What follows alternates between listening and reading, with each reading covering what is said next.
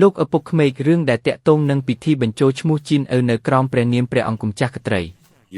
ជាធម្មតាវាត្រូវតែគិតហើយអាហាជីនឪទៅថ្ងៃមុខនឹងក្លាយជាកូនស្រីច្បងស្របច្បាប់នៃត្រកូលសិនរបស់យើងបេកមិនទាន់ងឹតផងហេតុអ្វីក៏ចាប់ផ្ដើមយកសពបាត់ទៅហើយកូនស្រីមិនដឹងគុណបង្កបញ្ហាច្រើនយ៉ាងនេះហើយនៅហ៊ានត្រឡប់មកវិញទៀតលុតជង្គង់ចុះប្រគល់ទ្រព្យបណ្ណាការរបស់ខ្ញុំមកវិញរួចសុំទោសចំពោះមុខស៊ឺជឺនិងស៊ឺជឺហ្វៃទទួលខុស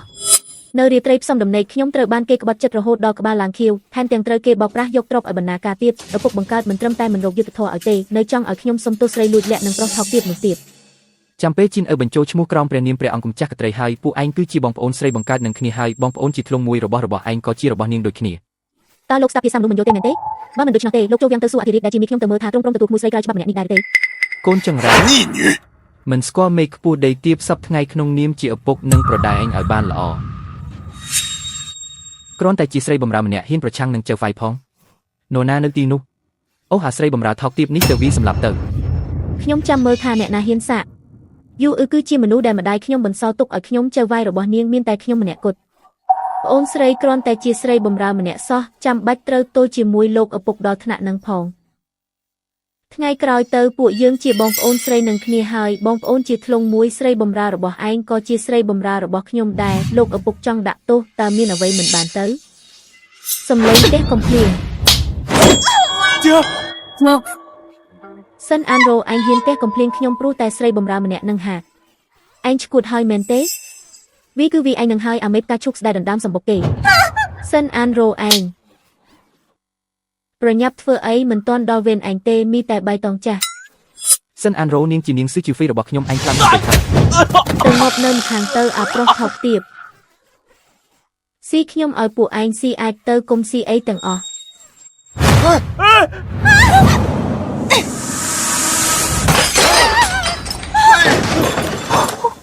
កូនចង្រៃយកកំណើតឯងឈួតរឿងអីហ្នឹង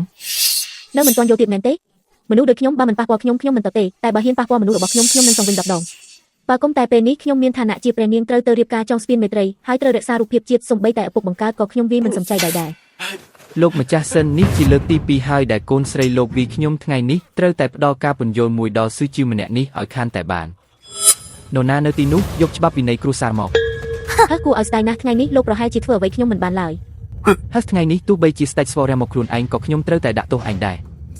រាជសារមកដល់ហើយ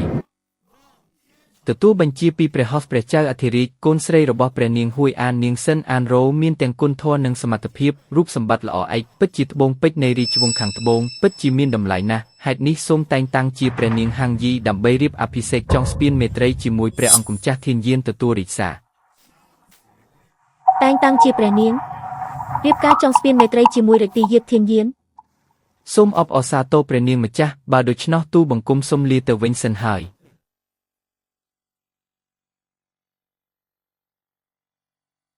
អានរ៉ូតើឯងកំពុងតែលេងល្បិចអីហ្នឹង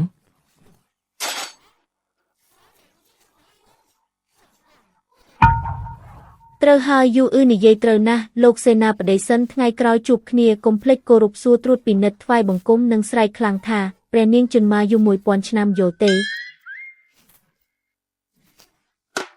ស្រីម្នាក់ដែលខ្ញុំធ្លាប់មើលងាយគ្រប់បែបយ៉ាងពេលនេះបែរជាប្រែប្រួលមួយរំពេចคล้ายជាព្រះនាងហាងយីដ៏ខ្ពង់ខ្ពស់ទៅវិញ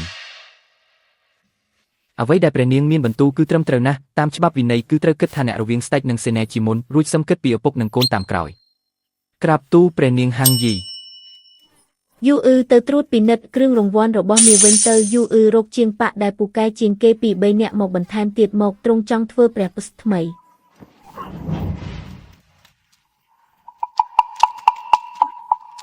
ជីនឥឡូវសិនអានរ៉ូខ្លាយជាព្រះនាងហើយថ្ងៃក្រោយនៅក្នុងភូមិគ្រីនេះតើពួកយើងម្ដាយកូនមានកន្លែងឈរជើងទៀតទេ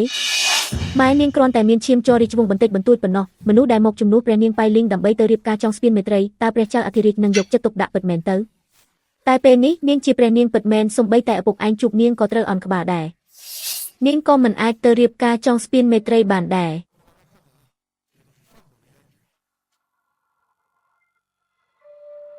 អ្នកនាងម្ចាស់ហេតុអ្វីបានជាអ្នកនាងនៅមានអារម្មណ៍មកដើរលេងផ្សារទៀត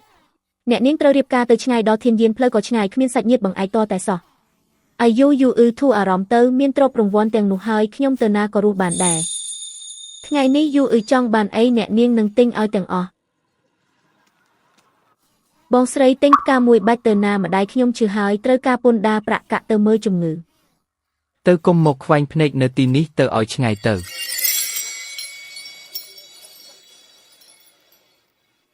យូខ្ចប់របស់ទាំងនេះទៅខ្ញុំទៅចាំនៅខាងនោះណា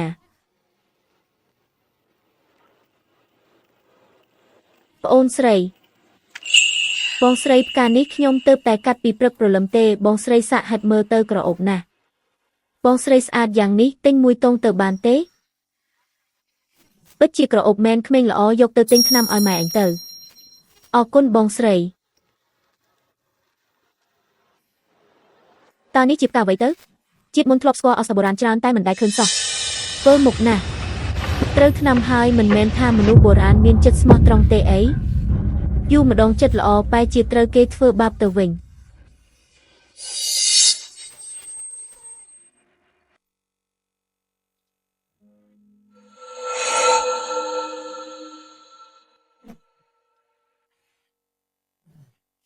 ភ្ញាក់ហើយហាល្អណាស់នៅមានកម្លាំងស្រែកប្រសើរជាងប់ស្ទុកស្ដឹងអវោឆឹងយីទីនេះជាកន្លែងណាឯងចង់ធ្វើស្អីទីនេះជាហាងស្រីផ្កាមាសតើ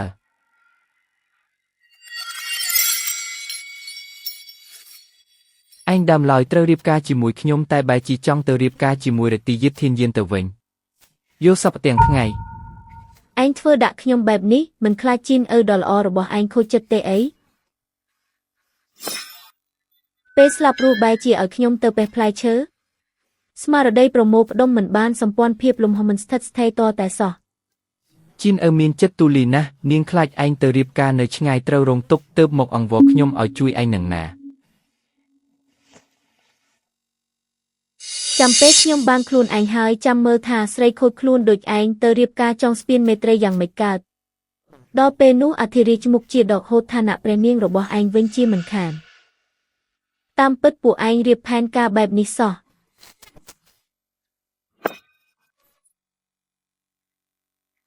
មានហើយឆ្នាំនេះល្មមឲ្យវាដេកស្ទុកហើយមិនបាច់បារម្ភទៀតទេ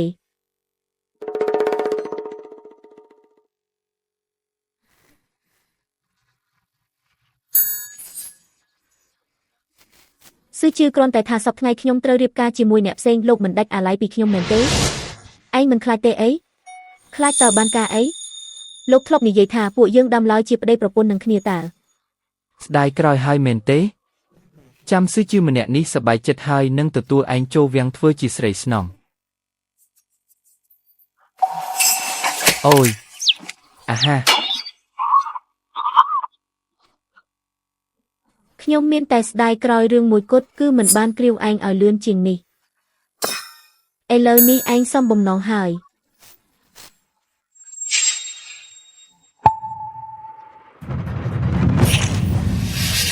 នៅក្នុងលំគ្មានថ្នាំត្រូវនឹងជំងឺទេគ្រាន់តែពឹងលើការឈឺចាប់មិនអាចទ្រាំបានយូរឡើយត្រូវតែប្រញាប់ចាក់ចេញពីទីនេះទីនេះគឺជាកន្លែងចាយលុយដ៏ល្បីល្បាញបំផុតនៃរាជវង្សខាងត្បូងហើយក៏ជាកន្លែងប្រមូលផ្ដុំព័ត៌មានសម្ងាត់ផងដែរប៉ុន្មានថ្ងៃនេះយើងបានប្រើស្រីនិងស្រាជាការបិទបាំងដើម្បីស៊ើបការពីទ្រព្យសម្បត្តិក្នុងឃ្លាំងរដ្ឋនិងគ្រឿងសព្វាវុធរបស់រាជវង្សខាងត្បូង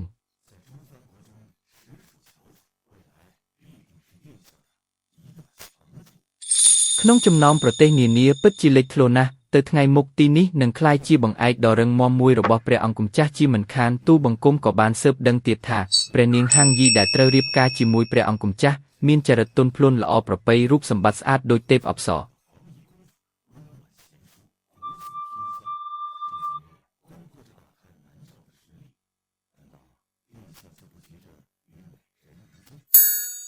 សម្រស់សម្រាប់ខ្ញុំមិនសំខាន់ឡើយមិនថារូបសម្បត្តិរបស់នាងយ៉ាងណាទេឲ្យតែការរៀបការចងស្ពានមេត្រីជាមួយរាជវង្សខាងត្បូងនេះអាចពង្រឹងអំណាចរបស់ខ្ញុំបានខ្ញុំនឹងផ្ដល់កិត្តិយសដែលនាងក៏បីទទួលបានជាមិនខានថ្លើមធំវ៉ាវរាជវង្សខាងត្បូងមានប្រុសសង្ហាកម្រមានដល់ថ្នាក់នេះផងសម្រេចថាជ្រើសរើសឯងហើយ